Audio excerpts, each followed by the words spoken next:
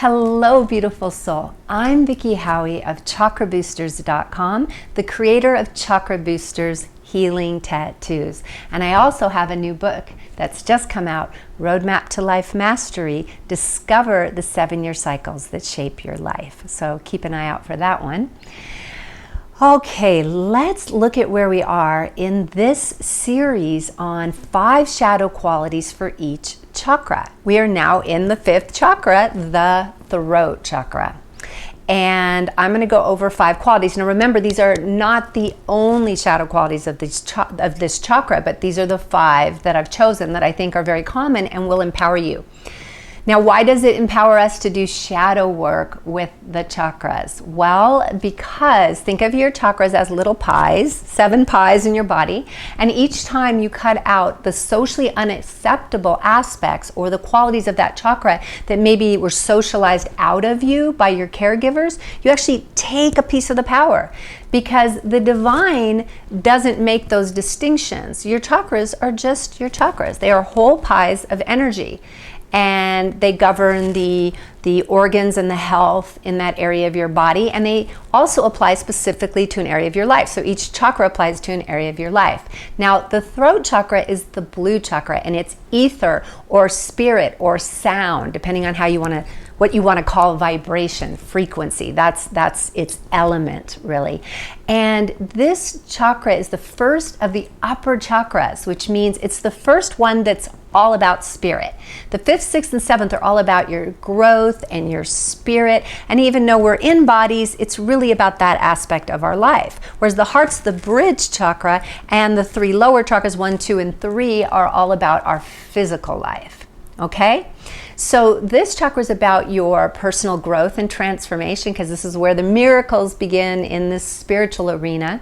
And there's a quickening here. This is also tied to the etheric template. So it's about your big time manifesting of the visionary things that you have in your heart that you can see and feel, and those things that want to come out of you. This is like where you draw the blueprints for what you're going to manifest. This is an area where you have your life purpose, where you're very expressive. If you're any kind of artist or you use expression in your life or your work, this is where you have mastery at it. The best speakers of all time were really strong in their throat chakra. Okay, so that should give you a good idea of the kind of things we're going to look at.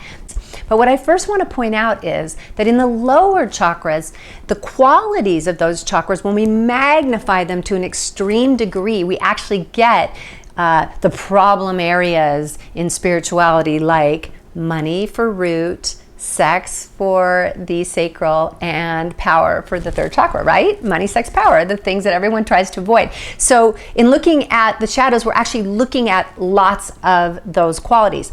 Once we hit the heart, we have this sort of bridge where we then go into the upper chakras, and now we're going to look at sort of the absence of the quality. Since these are spiritual chakras and we're looking at the dark shadow, we're actually looking at absence rather than having too much of this particular quality. Do you get it? So with the throat, we're looking at what does it look like if somebody doesn't have so much throat? They have like a weaker throat.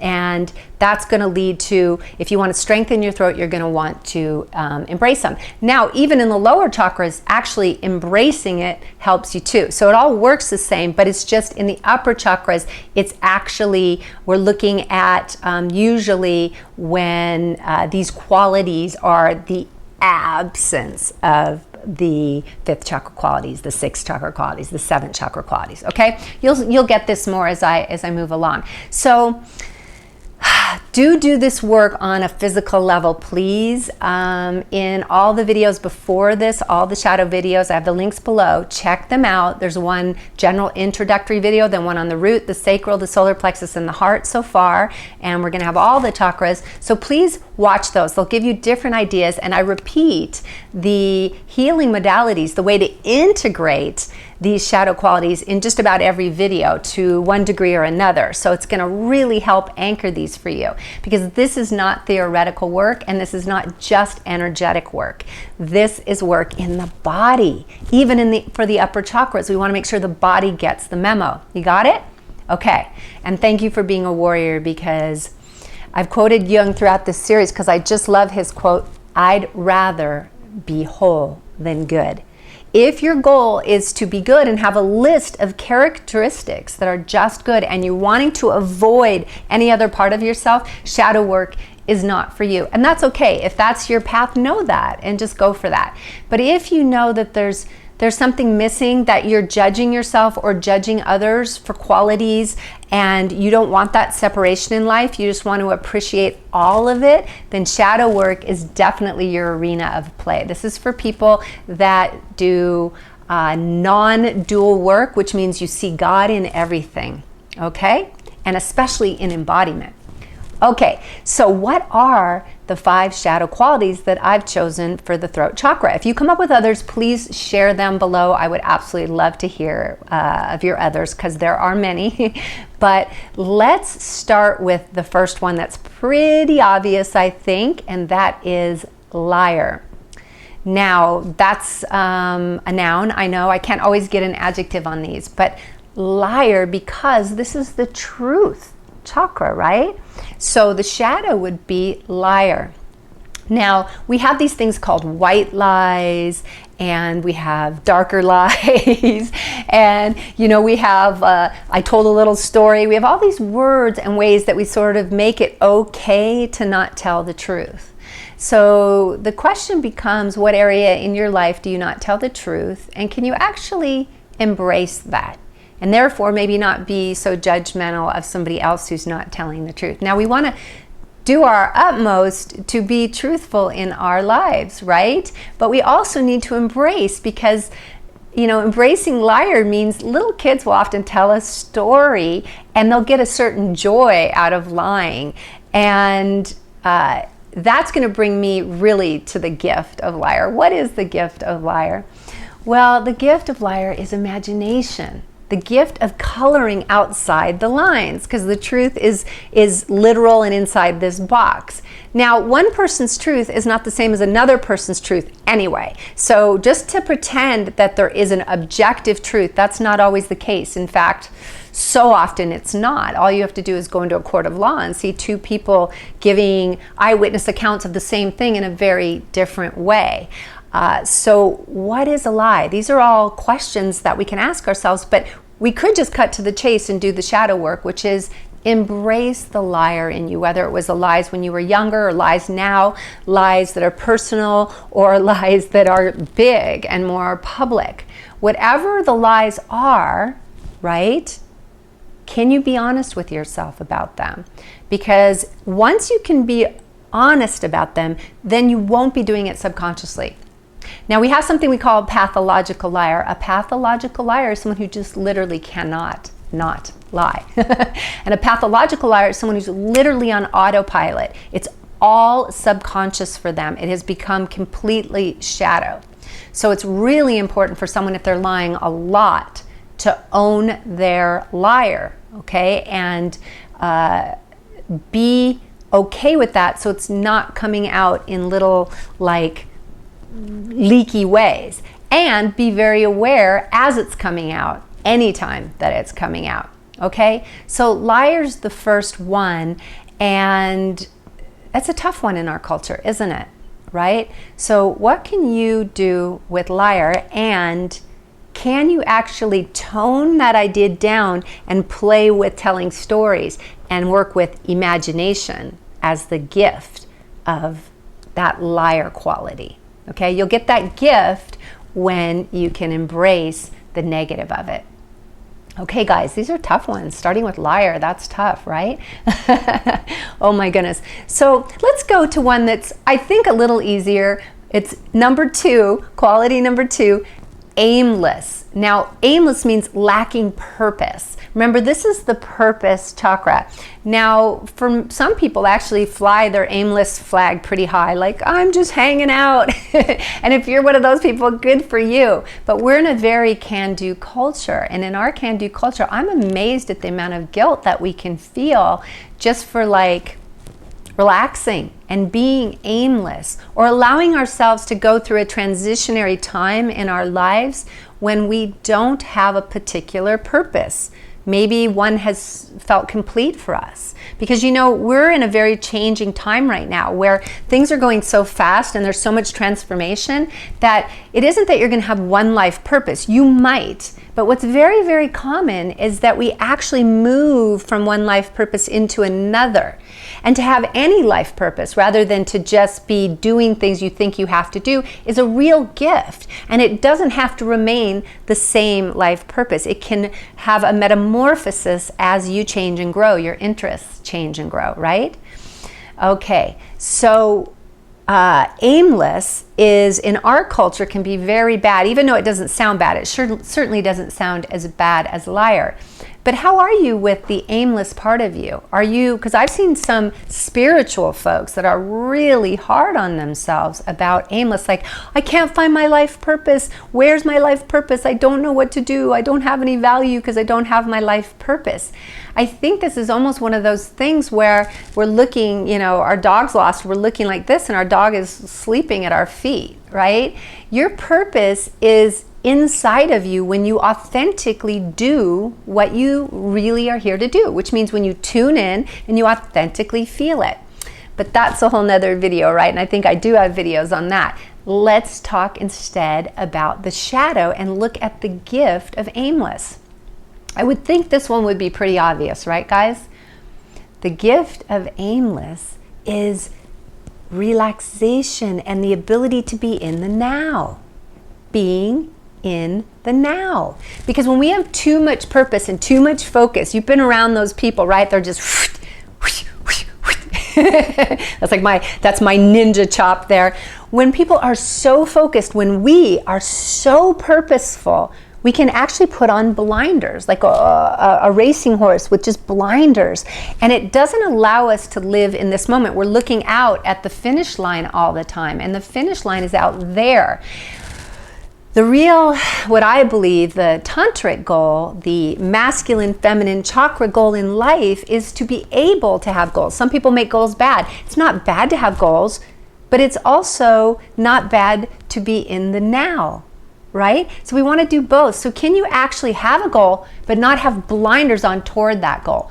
That's the gift of aimless. The gift of aimless, if you tone it down, relaxes that goal orientation, relaxes that purpose-driven self that you have, and it allows you to actually go after goals, but to enjoy your life along the way.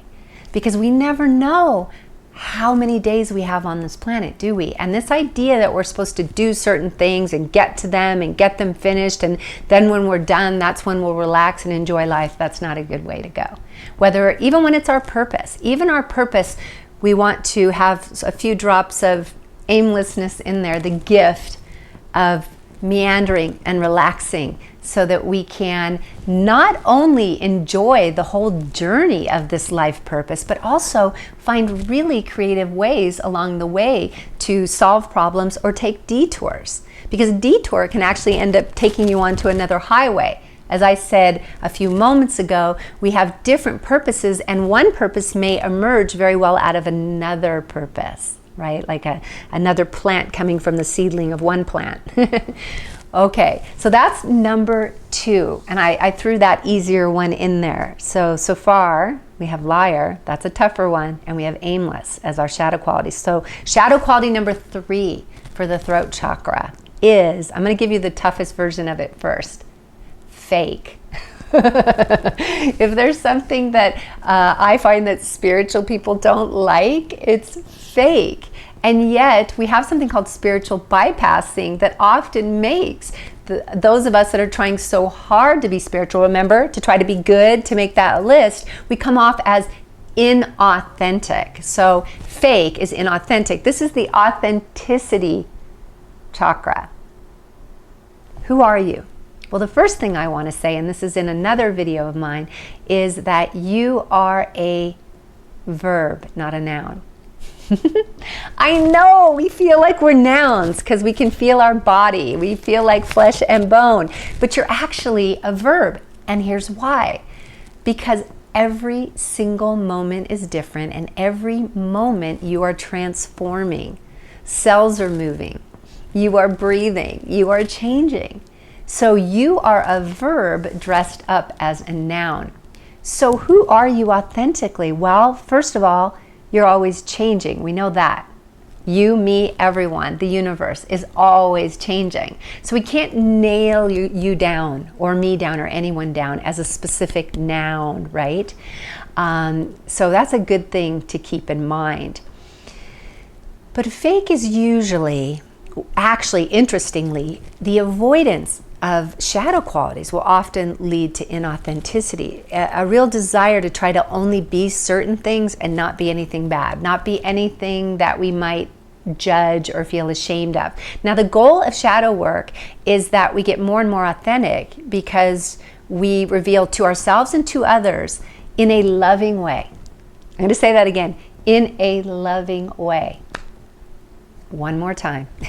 In a loving way, not a judgmental way. We reveal the parts of us that make us human, our shadows, our mistakes, our vulnerabilities.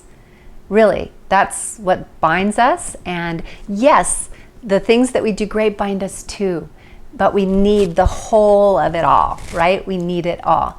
So fake, when dialed down, becomes the gift of allowing you to be, what is it? It gives you, fake gives you the ability to play bigger, okay? So authenticity gives you vulnerability, connection. Fake is what well, I'll put it this way. You know the saying, fake it till you make it. Now, like everything, there's truth in all of those cliches, right? Some of it is true, but you don't want to take it without a grain of salt. You want to take a little salt. So fake it till you make it and be authentic and vulnerable as well too. Can we do both? You notice I keep going back to both because in chakra work, when we do non-dual chakra work, that is the masculine, feminine, we want to be all that we are. We're not replacing one thing for another. We're not saying no to that and yes to this. We're saying yes and this and that. So fake it till you make it is how we get confidence. It's how we go to the next level of this process. Because remember, you're not a noun, you're a verb. So I have all these potentialities in me right now, right? But if I only look at what I did yesterday and I think who I authentically am is who I was yesterday or even 2 moments ago, I'm limited because I haven't yet done the things I'm going to do.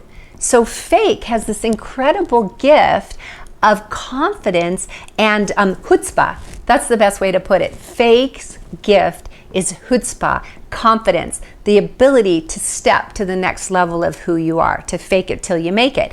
But just remember to keep in a big dose of authenticity with that, vulnerability, what's going on underneath, okay? So you don't want to just fake it and never reveal that stuff, and you don't want to just be totally vulnerable and get lost in all of that I can't do it or I feel so feminine and stuck. You want to actually bring out the bold and fake it too, okay? So that's the gift of fake, you guys. I know it wouldn't seem like fake has a gift, and if you prefer if fake is a little harsh, go ahead and work with inauthentic. That's number 3.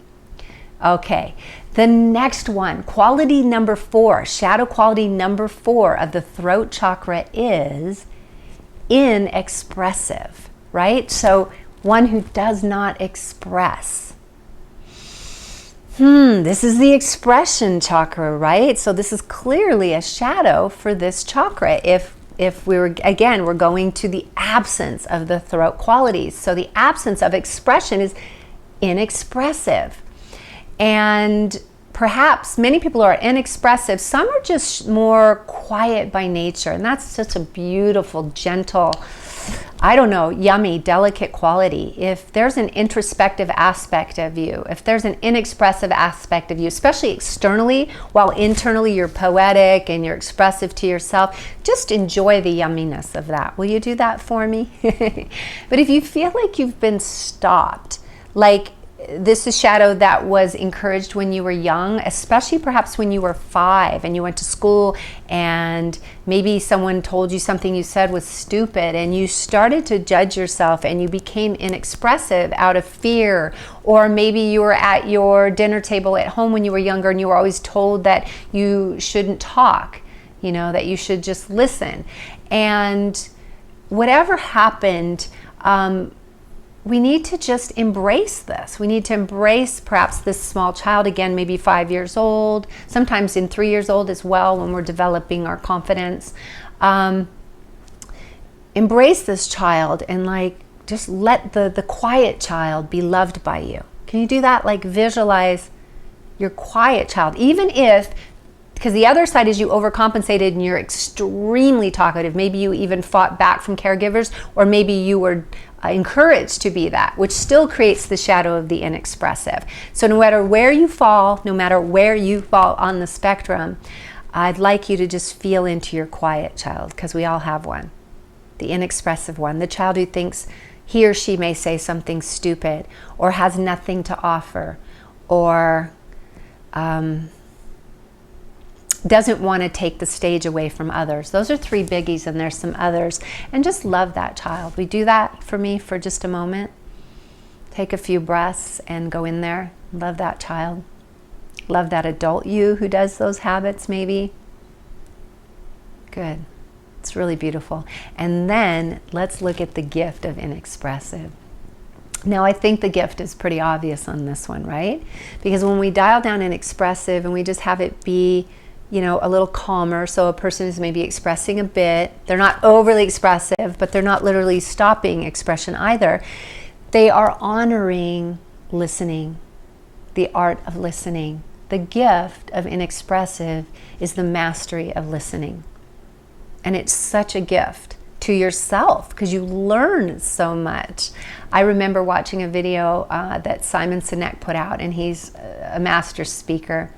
And he talked about going to some board meeting and learning from the leader there that he would always talk last and he would listen to everybody completely first. That one of the biggest skills of leadership is to listen. So that's a huge gift in a world where I'm talking right now, right? And we're all talking on social media, talking. The gift of listening is huge. It's a huge one. It makes you wise. It makes you compassionate to others. It just really connects you and creates really good leadership skills. All right, that's number 4. You ready for the final one? Quality number 5, shadow quality of the throat chakra. Chakra number 5 is crooked. Crook.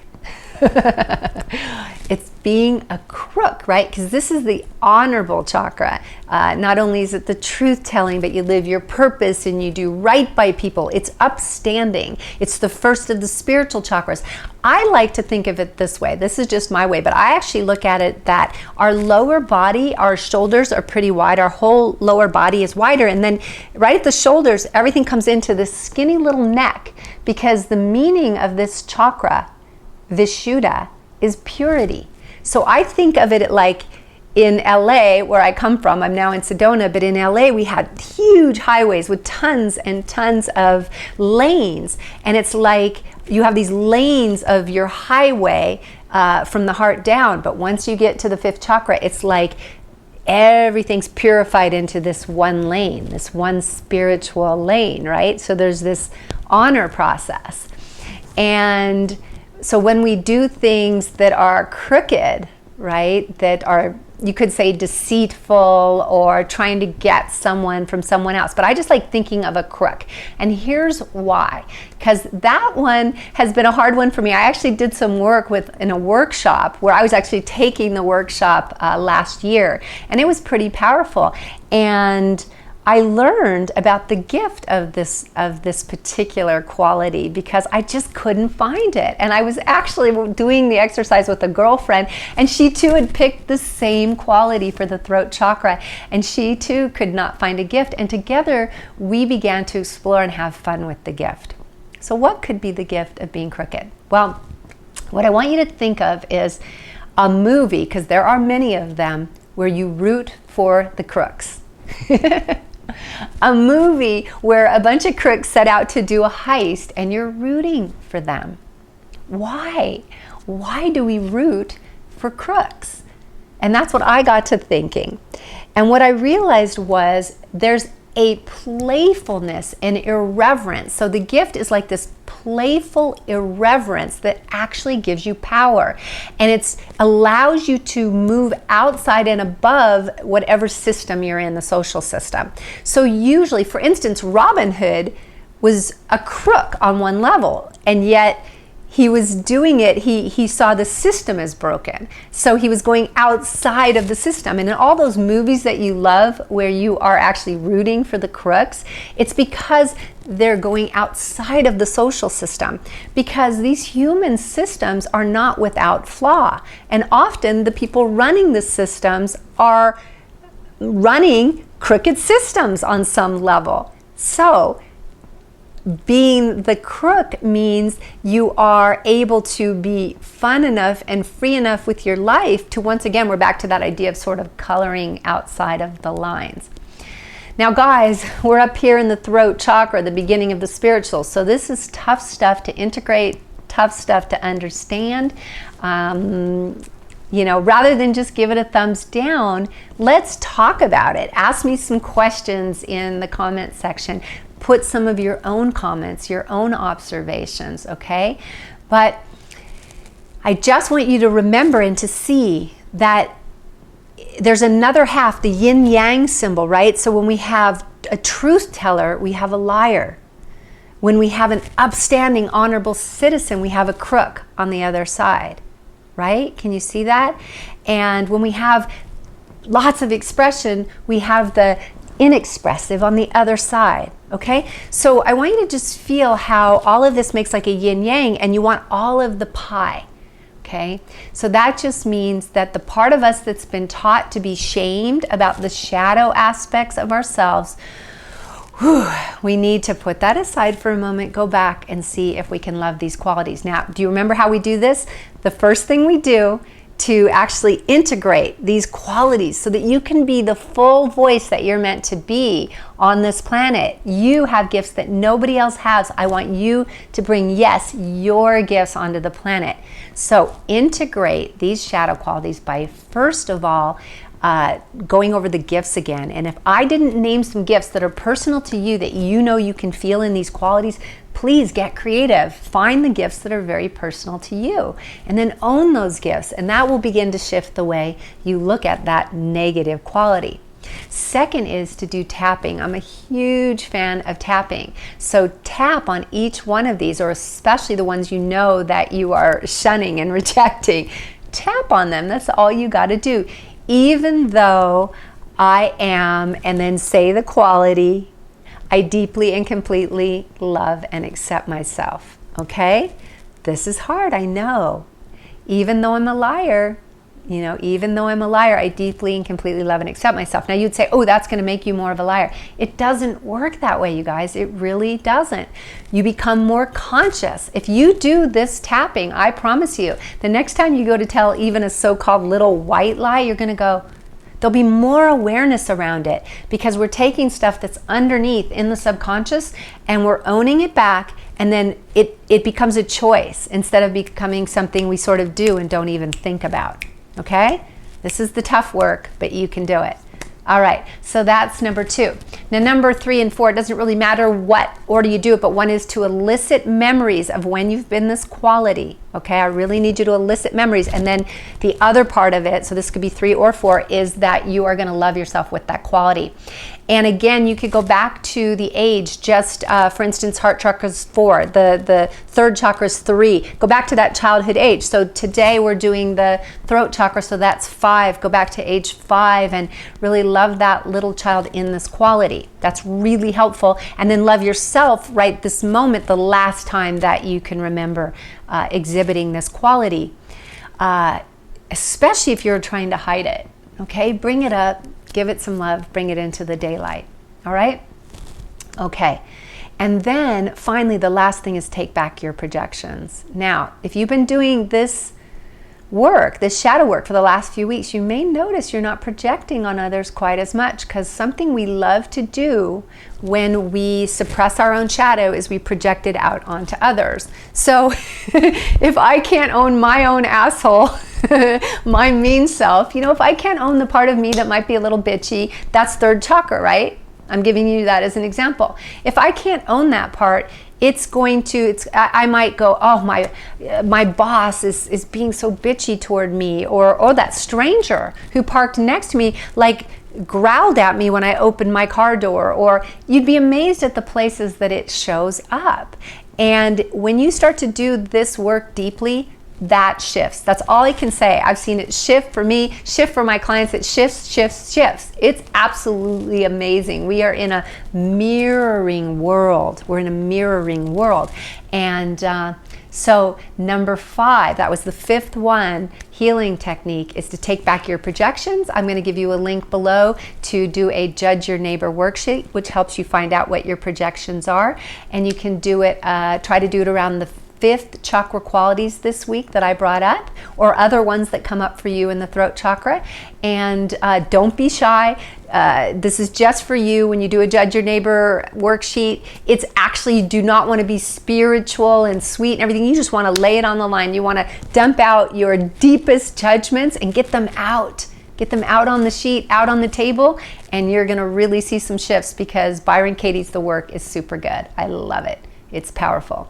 Okay, guys, that's it for this week. These videos have been long, I know, so I honor you so much for your patience and your spiritual warrior qualities that are causing you to stay on this road with me.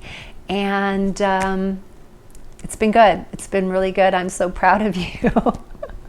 Next week, we're going to do the third eye. That's going to be cool. So next week, we'll be looking at the shadow qualities of the third eye. Do the work on the throat chakra this week, and I will see you then. Much love.